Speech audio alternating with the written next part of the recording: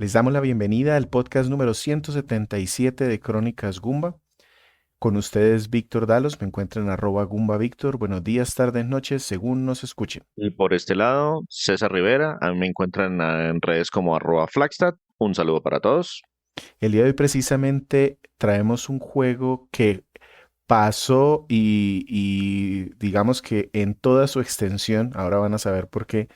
César, ¿de qué juego vamos a hablar hoy? Voy a decir el nombre completo del juego una única vez y después le voy a poner un apodo. ¿Listo? El juego se llama Nier Réplica versión 1.22474487139 puntos suspensivos. ¿Qué nos quedamos escuchando? Y de ahora en adelante lo vamos a llamar Nier Réplica a secas. Y nos vamos a quedar escuchando una canción que se llama Deep Crimson Fall, versión 1.22474487139 puntos suspensivos.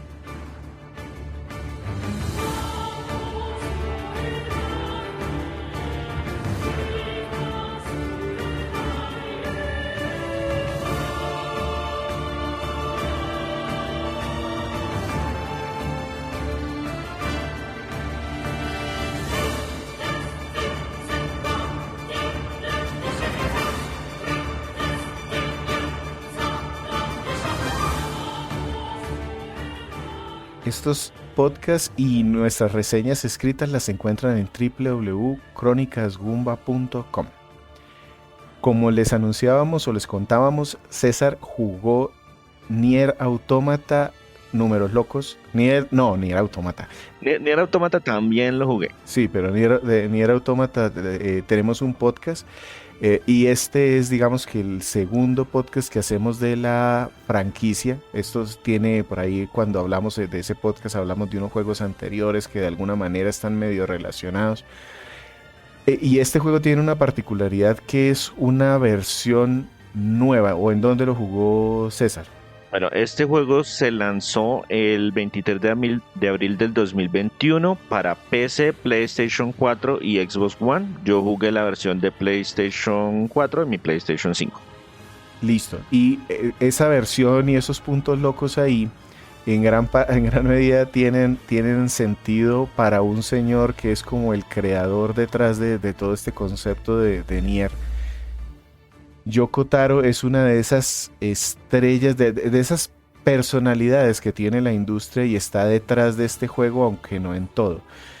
Hay unos juegos antiguos de él que incluso son famosos porque dicen, algunas personas que yo sigo que lo juegan, dice, lo juego a pesar de su jugabilidad, a pesar de las mecánicas, pero estas dos últimas entregas, de hecho Nier Automata, invitados de nuevo a escuchar el podcast, César hizo una revisión a profundidad y lo recomendó bastante.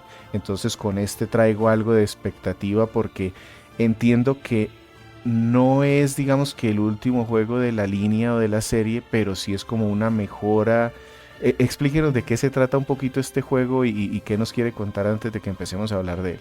Este juego en particular, Nier Replicant con su versión, es precisamente una nueva versión de un juego de acción y de rol que fue desarrollado originalmente por un estudio que se llamaba Cavia, que en algún momento tendremos que pasar por nuestra muertoteca, y que fue publicado por Square Enix para PlayStation 3 y Xbox 360 por allá en el 2010. Esta versión en particular fue desarrollada por un estudio llamado Toy Logic, precisamente porque Cavia ya no está entre nosotros. Y les voy a hablar precisamente un poco sobre el desarrollo del juego, tanto del original como de esta edición en particular.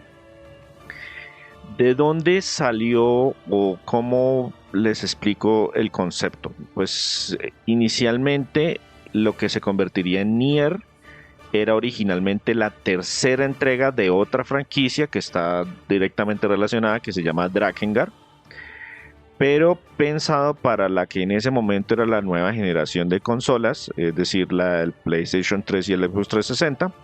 Pero a medida que ellos trabajaban en el desarrollo y avanzaban y se exponían ideas, el concepto de hacer la tercera entrega de Drakengard se transformó en un spin-off de la franquicia y por eso cambió a llamarse simplemente Nier. A pesar de eso, el director creativo del juego, que es Yoko Taro, lo sigue él mismo considerando como la tercera entrega de Drakengard, a pesar de que Drakengard 3 existe. Lo que pasa es que es una precuela, es el que cuenta el principio de toda la historia. Entonces, con esa numeración loca y con esas ideas fue que dijeron, no. Esto, en lugar de ser Drakengard 3, que después podemos hacer un Drakengard 3 nuevo, vamos a convertirlo en un spin-off que se llama Nier.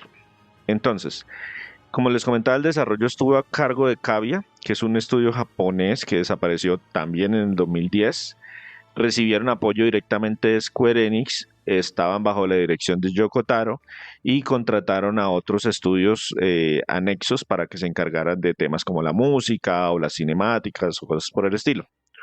Uno de los elementos que llama mucho la atención es que, a pesar de que el proyecto era un proyecto Square Enix, le dieron muchísima libertad creativa al director para que, oiga, haga lo que quiera, teniendo en cuenta que su proyecto no va a ser, primero, no esperamos que sea súper popular, y segundo, pues que no le vamos a dar tampoco mucho presupuesto. Entonces, una de las cosas más interesantes del juego original es que desde el principio se diseñaron dos versiones del protagonista y luego terminaron usando ambas versiones del protagonista. ¿Por qué? Porque ellos creían, o la idea es que los jugadores de Occidente les iba a gustar un personaje más adulto, menos afeminado, y que sería el papá de la chica que necesita ayuda. Ahorita les doy más detalles de la historia. Mientras que los japoneses iban a preferir un personaje un poco más joven y que representaría más al hermano de la chica. Entonces, ¿qué pasó? En Japón salieron dos versiones del juego. Una para Xbox 360, que se llama Nier Gestalt, y la otra para PlayStation 3, que se llama Nier Replicant.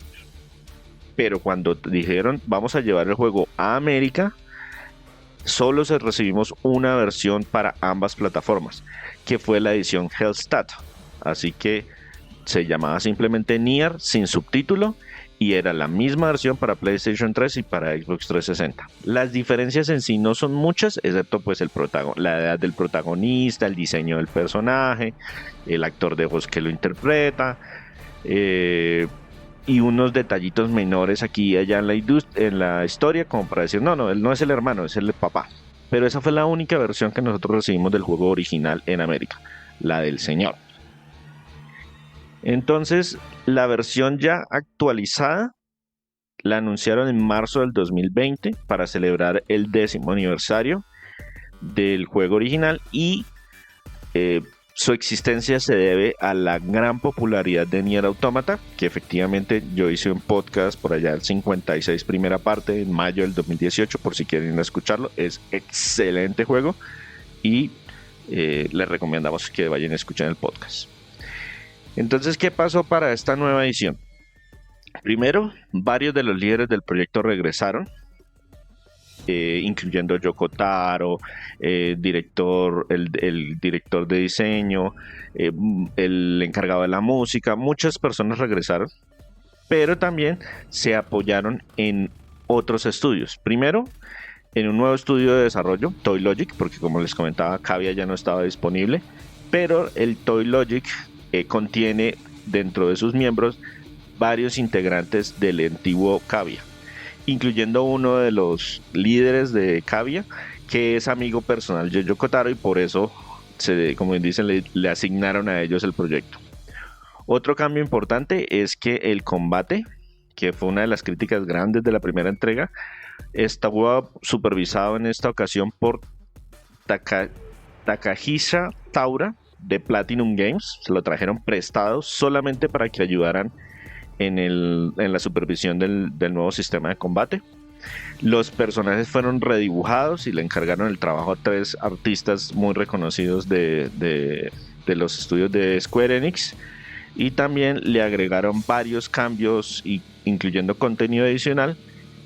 Por eso es que esta versión no es Nier Remastered, pero no alcanza a ser Nier Remake. Entonces quedó ahí como entre un intermedio entre Remastered y Remake, que es como difícil de definir, pero pues tiene muchos más cambios que un remaster. No solamente le agregaron temas visuales, pero no reconstruyeron todo de cero. Entonces pues eso les voy a ir explicando poco a poco a lo largo de la reseña. Listo, pero entonces aquí tenemos... Yo tengo aquí un problemita. No he jugado todavía ninguno de estos juegos de este señor Taro o Yoko. Y resulta que siempre me hablan de unas historias muy enredadas, a pesar que el autómata lo tengo y no una, sino dos veces. Un poquito, cuénteme de qué se trata y tiene conexión para tener ese mismo Nier y cómo es, o sea, cómo se lanzó antes, cómo se relacionan estas dos historias.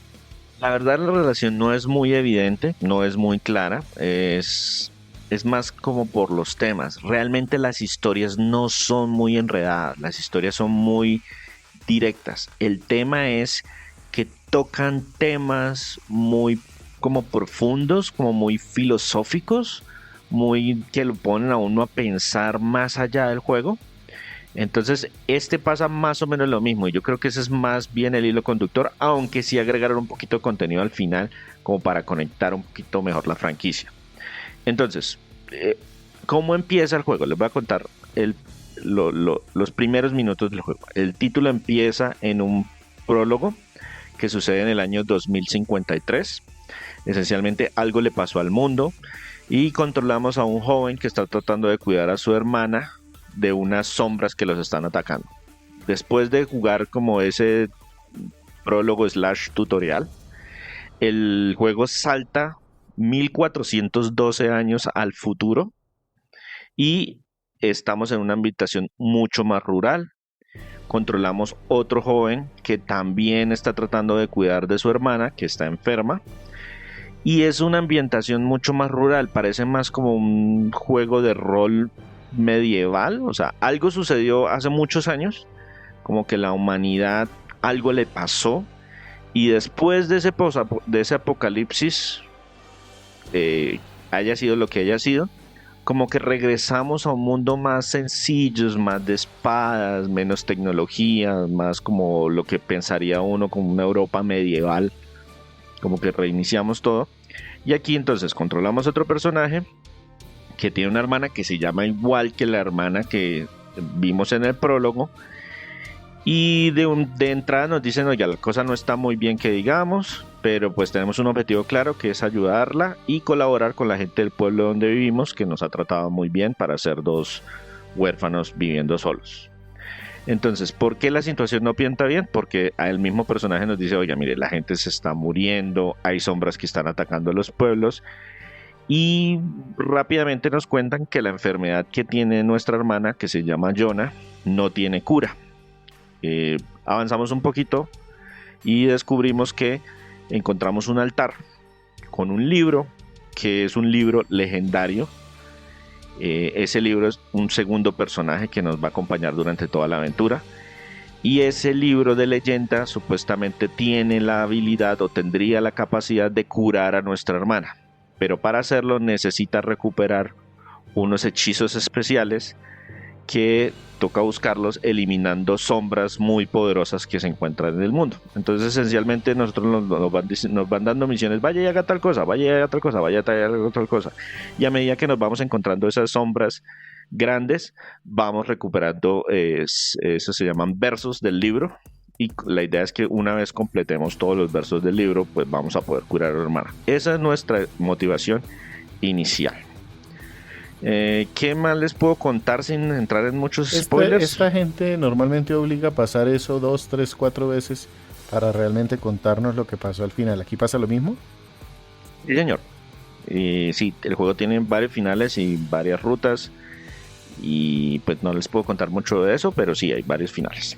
¿Qué otros detalles les puedo contar? Bueno, como nos van dando misiones, entonces lo que vamos haciendo durante el juego es como visitar varias regiones, ayudando a la gente. Recibimos un par de compañeros importantes, que pues no son ningún secreto porque están incluso en la portada del juego, que son Kaine y Emil. Emil es un personaje que se une que une de la historia, porque él también aparece en Nier Automata, que es muchísimos años en el futuro. Les puedo contar que hay varios giros, vamos conociendo un poquito de la vida de los residentes del mundo. Algunos son tristes, algunas historias son divertidas, y efectivamente, como le he mencionado, como bien adelantaba Víctor, el título tiene varios finales que se desbloquean de forma progresiva. Es decir, yo termino después de cierto tiempo, ruta A, y cuando vuelvo a comenzar, arranco la ruta B. ¿Y qué pasa en esa ruta B? Pues que me cuentan más o menos lo mismo, pero le van agregando un poquito más de trama en momentos especiales. Y como novedad, este juego o esta versión tiene un final adicional que no estaba en el final original, o sea, en el juego original, porque les tocó cortarlo por tiempo. Ese final adicional es el final de E y es completamente nuevo de esta entrega. Con respecto a cómo se cuenta esa trama, pues lo hacen combinando tres herramientas. Una, diálogos actuados. A cada rato nos encontramos y nos toca hablar con NPCs que nos van contando, nos van dando las misiones. Cinemáticas con el motor del juego, y también tiene unas cinemáticas prerenderizadas. Y hay un par también como de muros de texto con pantalla negra que no me gustaron de a muchos, pero solamente son como 2 o 3 y en una de las rutas en particular. Entonces tampoco es que sea mucho eso. ¿Sabes si de cómo era originalmente y cómo se contaba ahora cambiaron mucho las cosas? O sea, ¿sí vale la pena mejor esta versión para eso? No cambiaron nada. ¿Es igualito? Es igualito. Todo es igualito. O sea, tienen las mismas cinemáticas, los mismos diálogos, la misma... Todo lo tocaron. Lo único es ese final adicional. Bueno, y el aspecto gráfico, me imagino que algunas de las cosas que...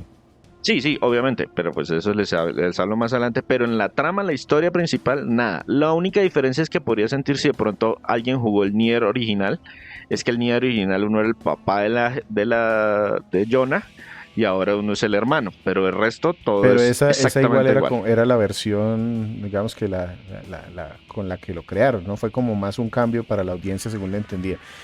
¿Y cómo le pareció el tema de si tiene sentido que sea el hermano? ¿Se siente normal? ¿O hubiera funcionado más como papá? Es idéntico, o sea, en serio cambian 3 líneas, no cambia más en todo el texto. Yo lo digo por de pronto el desarrollo del personaje principal, es decir, ¿tiene sentido cómo actúa si hubiese sido un adulto viejo o uno más joven o no? No, funcionan igual, no tienen ninguna diferencia, en serio no, porque es un hermano mayor que cuida a la hermana y el otro es un papá que cuida a la hija, no tiene gran diferencia, no tiene es imperceptible esa diferencia. Listo. Sobre este tema y otro asunto, porque eso es, digamos que famoso también por esa forma de manejar la historia. Hay momentos como en donde se meten con el jugador, como romper la cuarta pared y esas cosas. No, en este juego no hay tanto hacen de eso. Ah, bueno. No. Listo. Entonces ya más o menos ubicándonos en este mundo raro y muy específico, eso de 1400 no sé cuántos años después, está como raro eso. Cuénteme si ya ahora la forma de jugarlo, porque a mí me gustó mucho lo poquito que pude probar del Nier Automata, porque es un juego de acción en tercera persona, pero es un RPG y le meten aparte cositas ahí a veces de shooter o cosas así. ¿Esto cómo se juega? O sea, ¿la idea venía desde el juego original para el Automata o aquí es diferente? Hay que tener en cuenta que este viene siendo el juego original y lo que hizo Platinum fue refinar esa fórmula cuando ellos se encargaron de desarrollar el Nier Automata, y lo que hicieron para esta versión es traerse a un experto de Platinum para que nos ayude a mejorar la jugabilidad de este Nier, porque sí se sentía un poquito arcaica. Efectivamente, esto sigue siendo un juego de acción y de rol en tercera persona. No es un mundo abierto, lo que hacemos es como exploramos áreas limitadas y es que están separadas claramente como por zonas. Entonces está un pueblo y luego unas llanuras y luego otro pueblo y luego otras llanuras diferentes y luego hay un no sé qué, y son como bloquecitos que por los que vamos navegando. Con respecto al juego original yo creo que la jugabilidad fue la que más recibió como ajustes para mejorar. Entonces nuestro personaje tiene arma de corto alcance, que es una espada de una mano. Es nuestra arma inicial. Tenemos un botón de golpe débil, uno de golpe fuerte, hacemos combos sencillos, también podemos bloquear, esquivar. Todo en tiempo real, nada de pausas, nada de detenerse, es pura acción. Y también tenemos la opción de usar magia, que también se ejecuta en tiempo real y se pueden tener equipados hasta 2 hechizos en todo momento, porque pues tenemos como 2 botones de magia. ¿Qué es lo que es diferente y qué fue lo que se manejó? Primero, la movilidad del personaje. O sea, el personaje originalmente se sentía, en la versión original era lento, era más pausado, era más lento y no podía usar de forma simultánea golpes y magia. Usted podía hacer golpes o, como quien dice, ponerse a realizar un hechizo pausando todo para poder utilizar los hechizos. Entonces los hechizos eran muy poderosos, pero lo dejaban muy vulnerables a la acción. Entonces eso fue lo que se cambió para que ahora todo fuera fluidísimo, uno detrás del otro. Se siente mucho más parecido a las mecánicas de juego de Nier Automata, sin ser tan refinado. Igual pues esto tiene como una base que lo hace un poquito más arcaico, pero pues esto, si usted tiene los diferentes hechizos, uno de los hechizos es como si usted fuera también un shooter. O sea, uno en particular de los como 7 hechizos que uno tiene a su disposición es el equivalente a llevar el robotcito de Nier Automata, que va disparando todo el tiempo. Pero si usted no quiere utilizar ese sino otros, ahí usted lo puede cambiar según se le maneje a sus necesidades. ¿Qué más les puedo contar de la jugabilidad? Ya. Hay una opción, o más adelante dentro del juego, vamos consiguiendo más armas del mismo tipo. Y estos tienen diferentes estadísticas entre niveles. Tienen diferente nivel de daño, nivel de poder mágico y nivel de velocidad.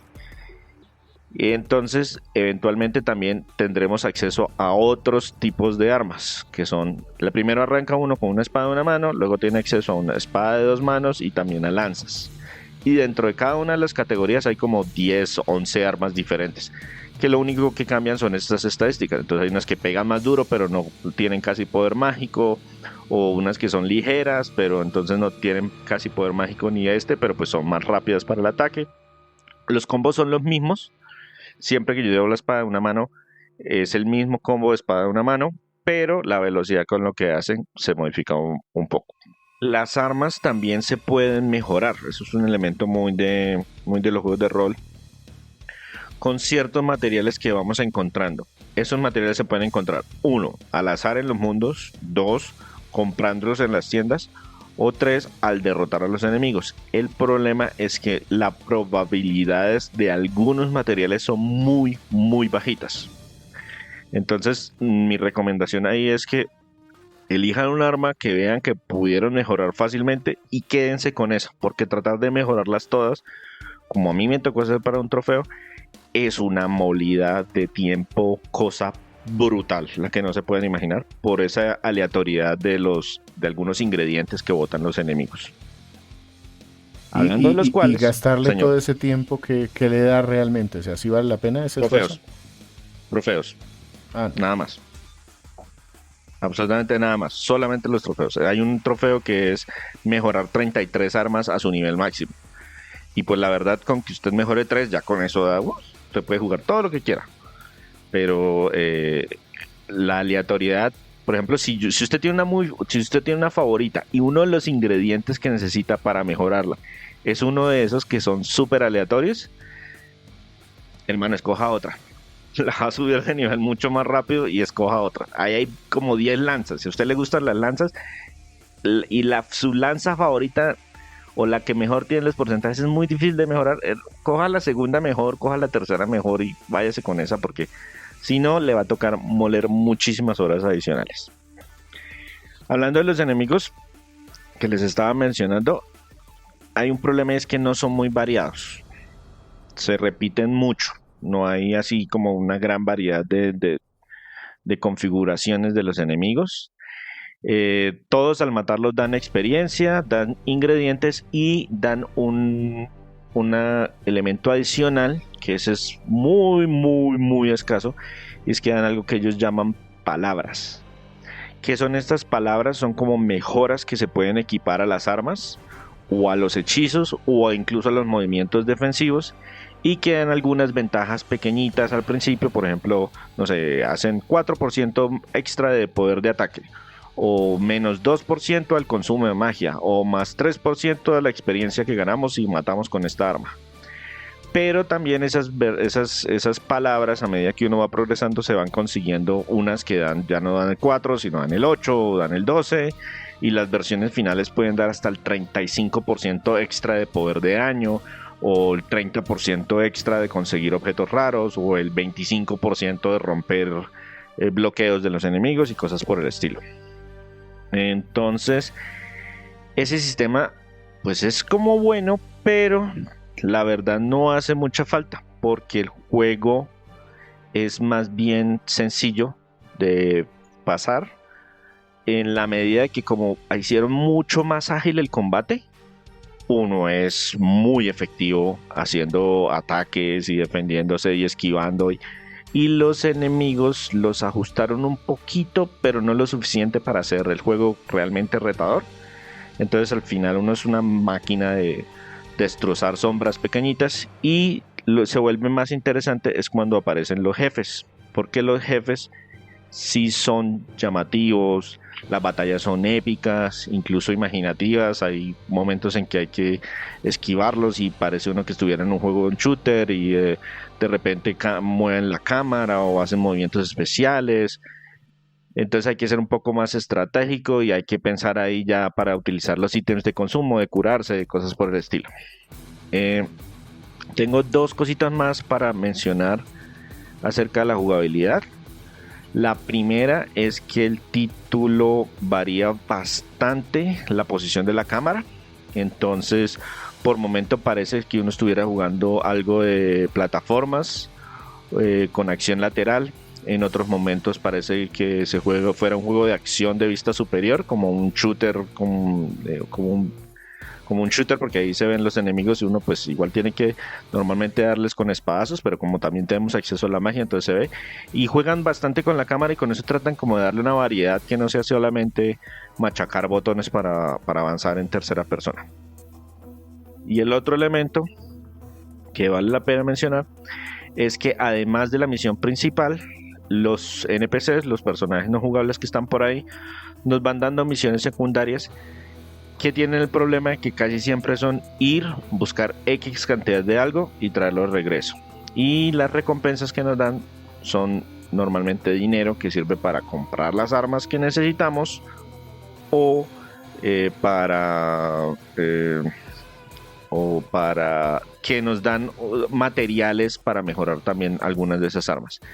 El problema es que como pues las misiones son prácticamente lo mismo, hay unas de esas que cuentan un poquito de historia de ese personaje que nos dio la misión, y no vale la pena las misiones como tal. Entonces, si de pronto hay que hacer algunas porque para sacar 2 de los finales se necesita tener todas las armas del juego.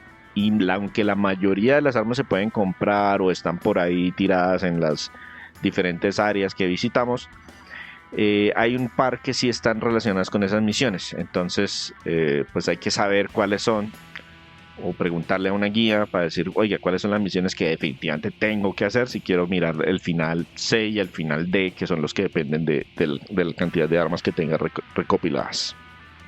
Ok, entonces con esto, digamos que es como decías, que es el mayor cambio y refinado por un equipo. Esto se haría mejor esta versión, o sea, jugar esta, o sea, si se consigue en Play 3, no, mejor esta. Pero por mucho, o sea, de verdad yo estuve viendo los videos de cómo era la versión anterior se sentía arcaica, el combate era súper lento, los enemigos podían abrumarlo a uno fácilmente, y hacer los hechizos era deje de atacar y póngase a hacer un su hechizo.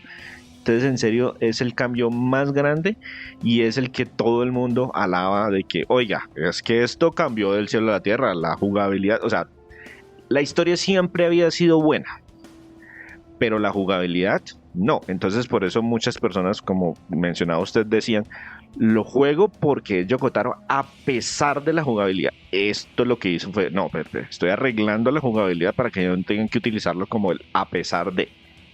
Y sí mejoró muchísimo. Una preguntita ya en cuanto a la duración. Cada historia y los subsiguientes finales, ¿qué tanto se puede demorar?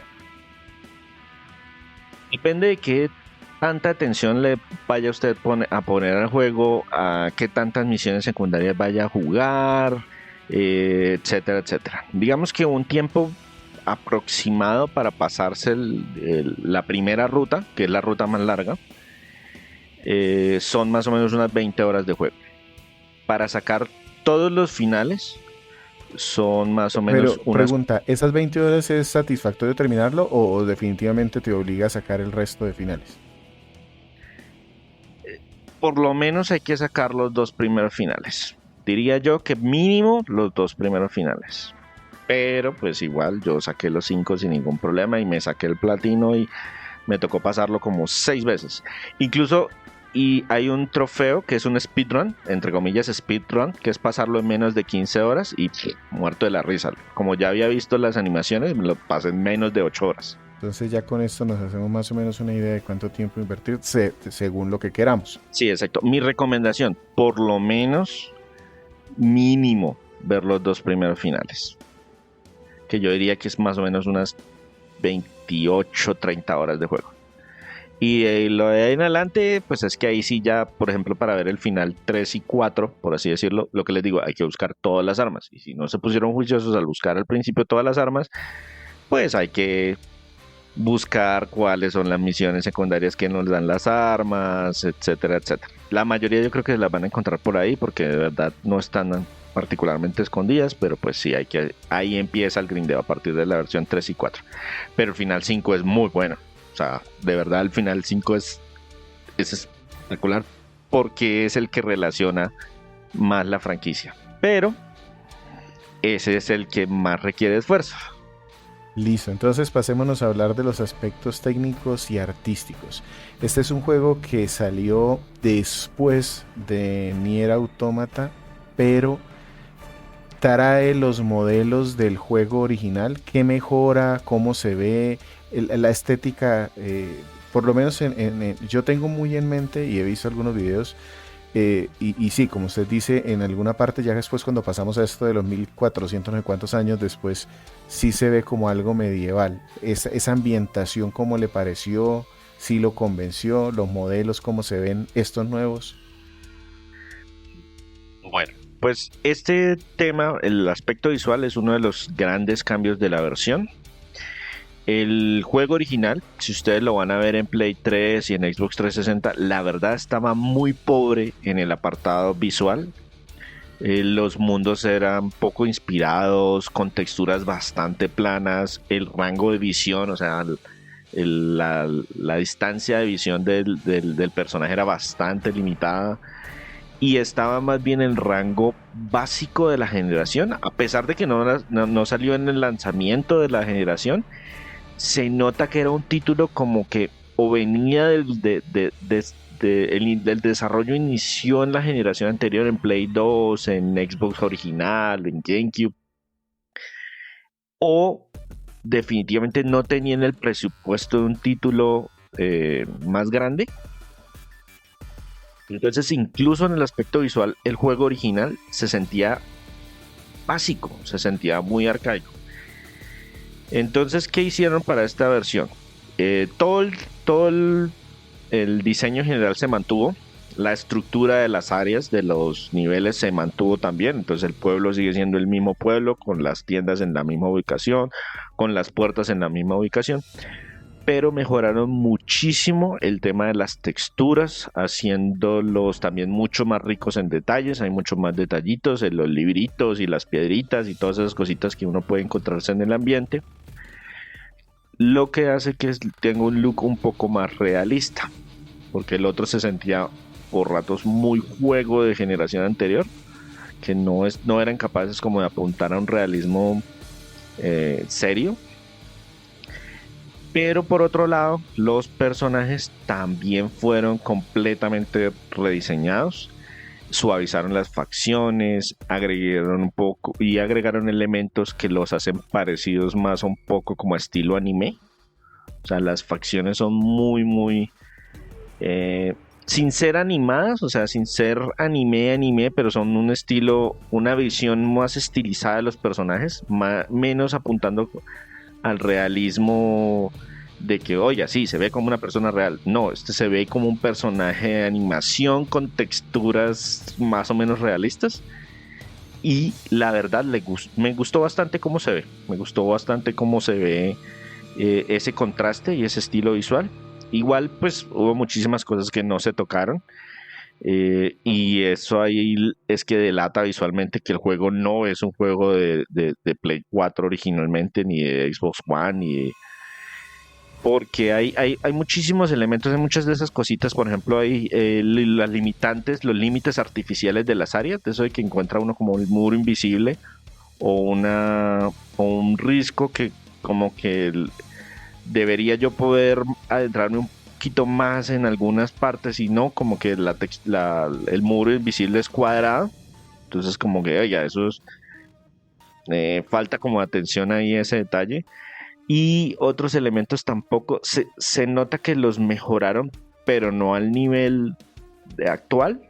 Entonces, por ejemplo, hay un par de enemigos que son animales, hay unas cabras, hay unas ovejas, hay unos lobos, que cuando uno los dice, pues sí, se ve como un lobo y sí, se nota que tiene como más detalle que el juego original, pero la textura no es la textura de piel que uno ha visto en esa generación que uno dice, pues es que las texturas de las pieles se han avanzado muchísimo, ¿no? Estas texturas, las que se quedaron una generación atrás, están muy planas, sin el nivel de detalle que uno se acostumbra con los juegos más recientes. Y ya en aspectos un poquito más técnicos, obviamente la resolución se aumentó, la resolución es dinámica para todas las plataformas y cada una apuntó a una medida diferente. En el Xbox es 810, en el PlayStation 4 y el PlayStation 4 Pro 1080 y en la Xbox One X 2K. En todas, y esto es lo más importante de todo, el frame rate es de 60 cuadros por segundo, muy estable. Hay caídas menores, pero pues nunca lo vi por debajo en ninguna métrica que he revisado, en ninguna parte lo he visto por debajo de 55. Eso sí, y hay que mencionarlo, la edición de PC tiene bastantes problemas de desempeño y optimización. Y incluso comentarios en varios foros recientes, digamos del último mes, todavía hay configuraciones de PC en el que el juego corre bastante mal. Entonces quedan advertidos. No sé si lo puedan probar de alguna manera para ver si en su configuración funciona de maravilla. Hay unas que funciona muy bien y puede llegar hasta 4K y 60 cuadros por segundo. Pero asimismo he visto muchas personas quejándose en foros diciendo que su frame rate no sube de 40 por más de que le muevan configuraciones por todos lados. Bien, y el tema sonoro, ¿qué tal va? ¿Esto tiene voces o es de esa época donde había cositas que eran puro texto para leer? Sí y no. Con respecto a las voces, la actuación de voz estuvo a cargo de actores profesionales en el juego original, pero habían fracciones o fragmentos en ese juego original que no tenían voces. Entonces, por ejemplo, los personajes no jugables eran solamente texto. Algunas escenas o diálogos que como que no eran tan relevantes o tan importantes no tenían voces. Lo que hicieron para esta versión fue que se trajeron de regreso a casi todo el reparto original a que repitieran sus papeles pues con algunas diferencias, como por ejemplo, pues el protagonista de Nier en Estados Unidos era el señor mayor y pues ahora es un pelado, entonces a ese actor lo cambiaron. Pero pues muchos de los actores que hicieron la voz original en inglés los trajeron, les dieron el texto adicional, volvieron a grabar las voces y son las mismas del juego original, que pues tenía muy buen reparto. Y otra opción que antes no teníamos con el Nier era que también agregaron las voces en japonés. Es decir, este tiene opción de colocar el juego en inglés o en japonés, y ambas son de muy buen nivel. Y lo otro que les decía, que hay voces para todos los personajes NPC, como él dice, oiga, todos esos extras, todos esos secundarios ahora tienen voz. Todos los diálogos tienen voz. Que esa era como la diferencia. En el juego original, solamente los principales y para la mayoría de las escenas. Había unas poquitas que se habían quedado sin esta. La música también la actualizaron. La original de por sí ya era una obra maestra con muchísima variedad instrumental, pianos, violines, percusiones, y suena realmente muy bien. Yo escuché los CDs de la banda sonora original y son muy buenos. ¿Qué es lo que hacen? Que a todas esas tonadas el compositor le metió un tema como melancólico, como que suenan, oiga, es alegre pero también triste, es movido pero también triste. Esta es triste y muy muy triste también por debajo, entonces todo ese tema se siente como de algo que se está perdiendo. Es una sensación un poquito extraña, pero muy muy muy interesante al escuchar. Y otro elemento es que casi todas las composiciones tienen voces. Voces, no necesariamente letra, porque si usted le pone atención a lo que están diciendo, en realidad no significa nada. Pues lo que se hicieron fue, le pidieron al compositor y a la cantante o a la intérprete que escribiera la letra, pero la letra lo que hizo fue mezclar un montón de idiomas, como diciendo, oiga, mire, este es el idioma en el que se va a cantar dentro de 1400 años, y es un montón de mezclas de palabras de otros idiomas que le combinó para que sonaran bonito, pero no dicen absolutamente nada. ¿Qué hicieron para esta edición?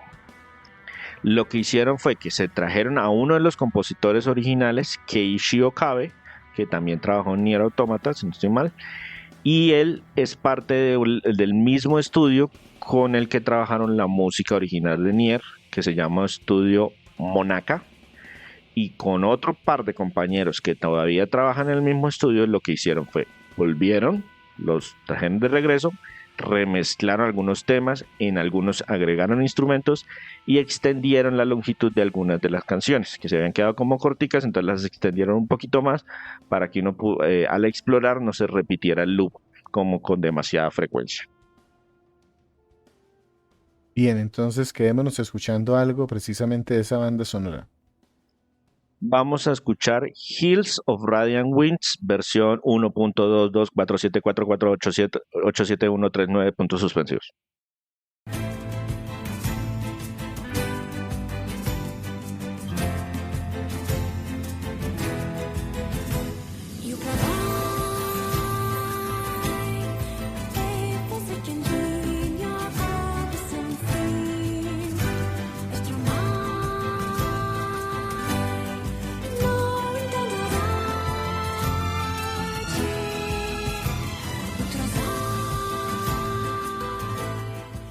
Bien, estamos hablando en esta ocasión, César nos trajo un juego de rol, de acción, que tiene una historia importante. Esto es ¿alcanza a ser totalmente remake? No.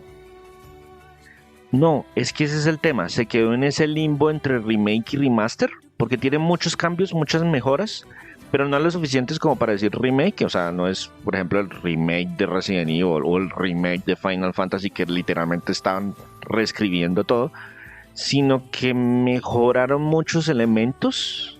Entonces, más que un remaster, pero no cambiaron la historia, no cambiaron la estructura, no cambiaron los enemigos, no cambiaron. Entonces tampoco es un remake.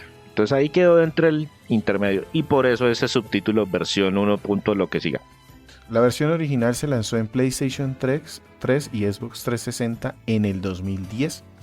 Y esta, como comentaba César, es una especie de remasterización que hizo un poquito más de esfuerzo y salió en el 2021. De hecho, se anunció para cuando cumplió los 10 años, fue que se anunció que iba a salir una nueva remasterización, sobre todo aprovechando el éxito que tuvieron con Nier Automata y la visibilidad del nombre del juego. Les doy una cifra. El juego original, en todas sus ediciones, cuando salió en el 2010, vendió aproximadamente 500,000 de unidades. Y esta, a las últimas cifras que tenemos publicadas oficialmente por Square Enix, vendió 1.5 millones de unidades. Triplicó las ventas del juego original. Ok. Entonces, César lo jugó en PlayStation 5, aunque jugó la versión de PlayStation 4, que es donde está disponible. No sé si esto tenga una versión exclusiva para Play 5, creo que no. No, ni para Play 5, ni para... Utilizan el modo Play 4 y el Xbox utiliza la versión modo Xbox One. Ok. Entonces, hagamos un resumen ahora sí de lo que más le gustó, qué le llamó la atención. Listo, 3 punticos muy muy buenos que quiero destacar. Primero, la historia. A pesar de que digamos que la motivación original es bastante sencilla, se siente un poquito más personal porque es solamente el hermano tratando de rescatar a la hermana.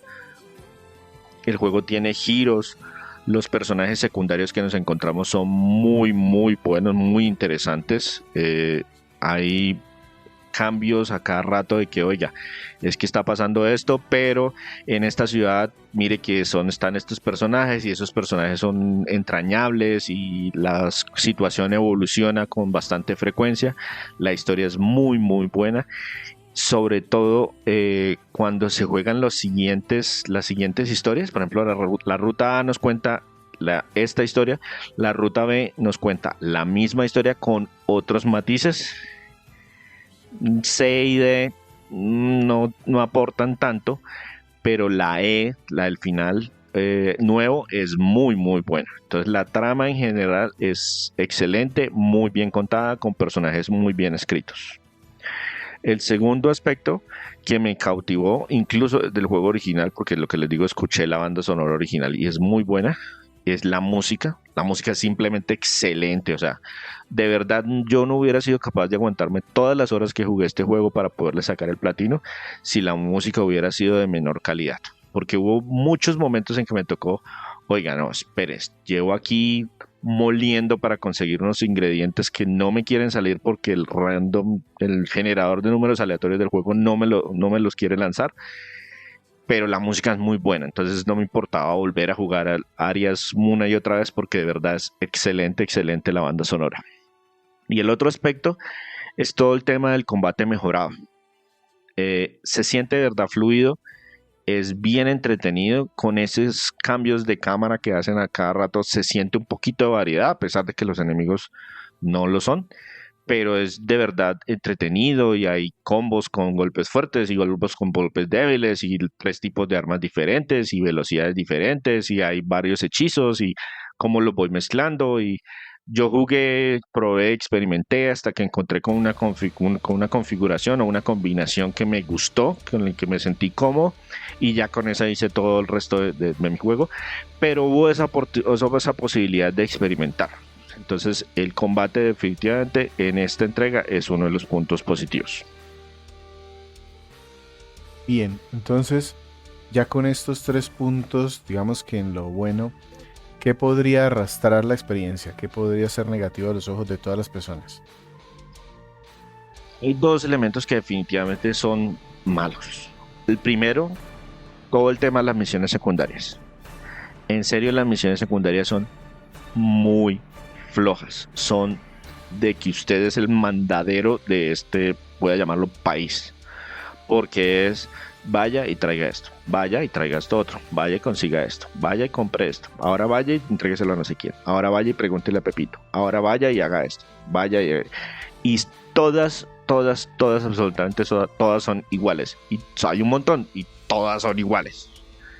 de verdad, súper, súper aburridas todo el tema de las misiones secundarias. Hay solamente un par rescatables que como que cuentan una historia que es o triste o emotiva de alguna manera, pero uno no sabe cuáles son. Entonces las misiones secundarias, las mínimas que tengan que hacer para poderse terminar el juego o para conseguir lo que necesiten en ese momento específico. O como bien dice, las que me encontré en el camino. Como bien dice, voy a este pueblo y allá me dieron 6 misiones secundarias, pero una corresponde con el sitio para el que voy después. Listo, esa complétenla y el resto ignórenlas.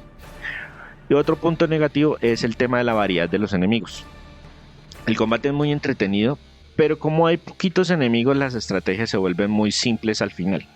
Entonces, siempre son los mismos tipos de sombras. Hay como 6 o 7 tipos de sombras y 3 o 4 tipos de robots y 2 o 3 tipos de animales.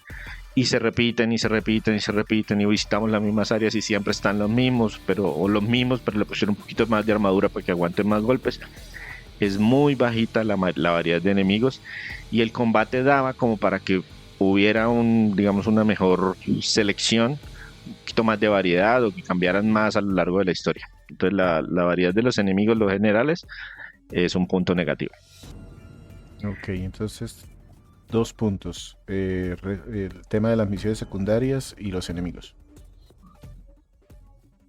Y hay 3 elementos que me molestaron a mí particularmente, pero no son definitivamente unos que rompan la experiencia. Uno, todo el tema de los trofeos.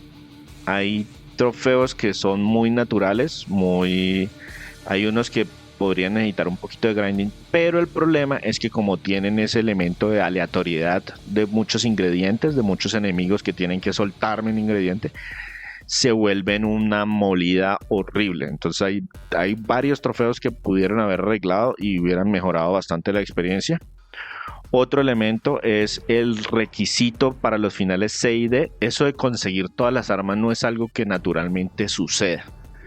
Hay que buscarlas activamente. Entonces hay muchas personas que se van a quedar hasta el final B y no van a poder ver jamás el C y el D a menos de que se vayan a buscar literalmente una guía para saber, oye, ¿cómo hago para conseguir todas las armas?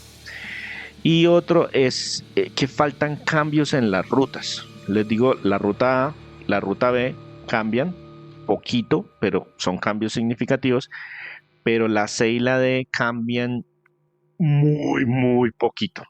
De verdad, muy, muy poquito. Y hay que jugar bastantes horas para sacar esos finales adicionales. O sea, cuando digo bastantes horas me refiero como a 6 horas más o menos adicionales por cada ruta. Entonces, pues, debieron haberlo hecho o con más cambios o más, como más adelantado dentro de la historia. Que a uno lo devuelven a cierto punto. Desde aquí en adelante tiene que jugar usted. Oiga, no me hubieran podido dejar, no sé, más adelantico, no tener que repetir tanto fragmento del juego. Entonces esos faltas de cambio en las rutas son los que afectan un poquito, pero pues dependiendo de cómo juegue la gente o hasta dónde juegue la gente podría o no afectarnos.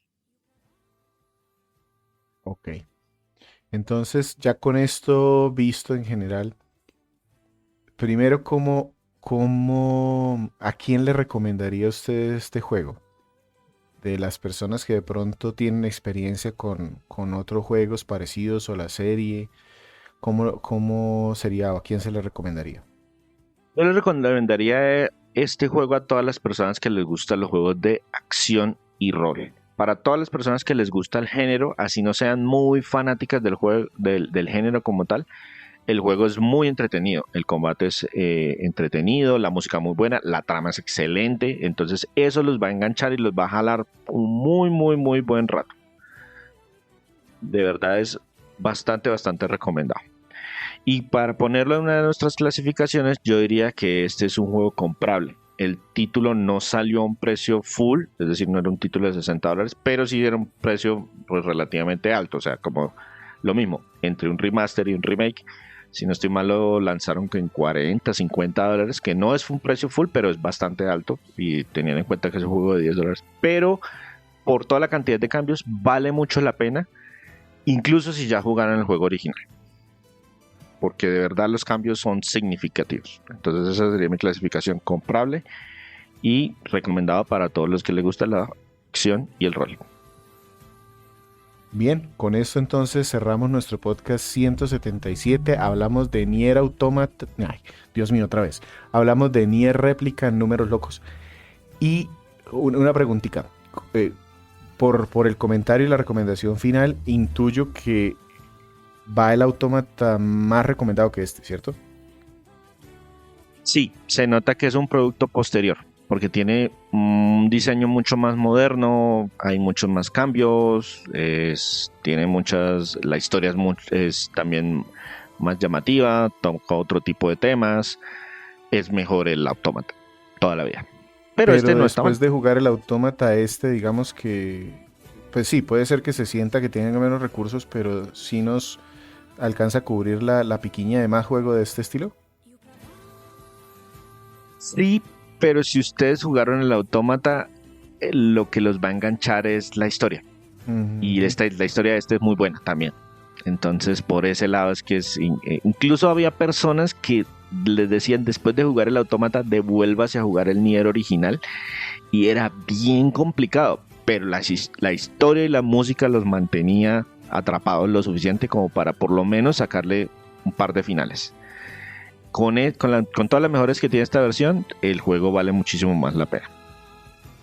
Ok, entonces con esto cerramos el podcast 177. Muchas gracias, César, porque sé que le costó bastante por su forma de jugar y sacar trofeos pero César sí tiene ese esfuerzo adicional de sacarle todos los trofeos para traer el juego al podcast. Pausarlo la cantidad de veces que ustedes no se imaginan, porque sacaba un final y dije, uy, no, esperen, me toca descansar, pasemos a otra cosa.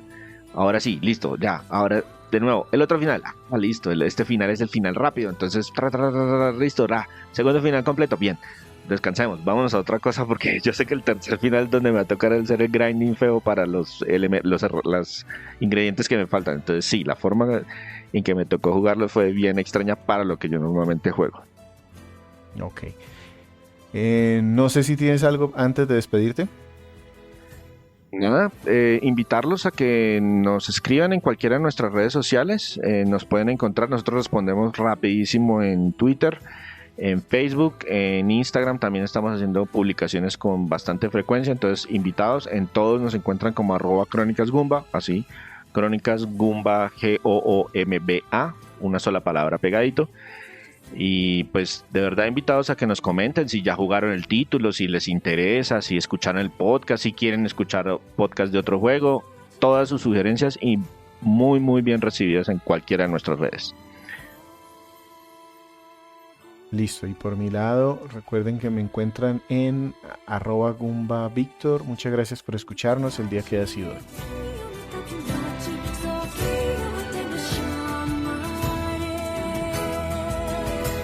You